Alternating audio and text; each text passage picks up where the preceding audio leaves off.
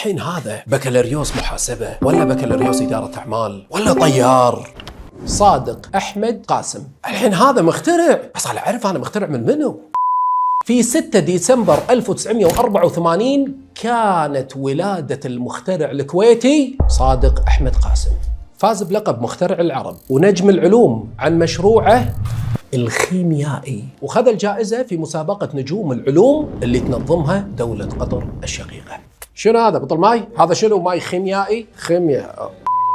لما خلص ثانويته ب 2002 التحق حق جامعة الكويت لدراسة الفيزياء، ولكن حول من الفيزياء إلى المحاسبة، وحصل على درجة البكالوريوس في المحاسبة ودرجة الماجستير في إدارة الأعمال. ولكن بسنة 95 لما دشينا النادي العلمي كان تقول لي أبي أسوي اختراع يخدم البشر والبشرية. سنة 98 كان أول اختراع حق صادق مكنسة لاسلكية تعمل بدون أسلاك، وعلى هالاختراع صادق نال جائزة في ولاية فلوريدا الأمريكية. أنتوا عبالكم بس خذ هالجائزة؟ يبانا ليش قاعد أسولف عنه؟ عطني تليفوني، عطني تليفوني، عطني التليفون.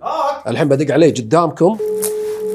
صادق حبيبي، أحلى وأريح سيارة طبت عندك صادق شنو؟ يعني الحين الوانيت. الوانيت حلو، يعني أنت من محبين الأوف رود الوانيتات. اي كم بروجكت عندك في حياتك؟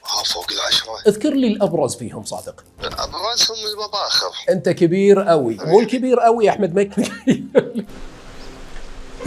ما معنى كلمة خيميائي؟ الخيميائي هذا مصطلح قديم حق الشخص اللي عنده علوم في الكيمياء والسحر والفلك. الطب يقدم لك حلول ويقدم لك علاجات هي غالبا مو واقعية، مثل ما تقول زقنبي يعني نقدر نسميه إيه؟ يعني خليط كومبينيشن ما بين الفيزياء والكيمياء. قبل كانوا يقولون مال قارون حاشا الملك، لأنه كان عنده شخص يحول كل ذرة تراب بالأرض حولها ذهب. فأنا شنو سويت جهاز يختصر الوقت، بدال التجربة اللي تصير في المختبرات عمليا بدال لا تصير 5 دقائق سويناها 52 ثانية، يعني تقريبا اختصر 80% من الوقت. وليش حركت بيتكم صادق؟ ايش حقه؟ حركت انا كنت ابي اقلد فيلم ستار وورز، تسخر ربطها بكلينكس، شبيت الكلينكس وحذفته، وانا قاعد اشوف العدو قدامي، طق العدو، طق الوحش، طق الوحش، لما الوحش دش من الباب كان يطورق فيني صدق.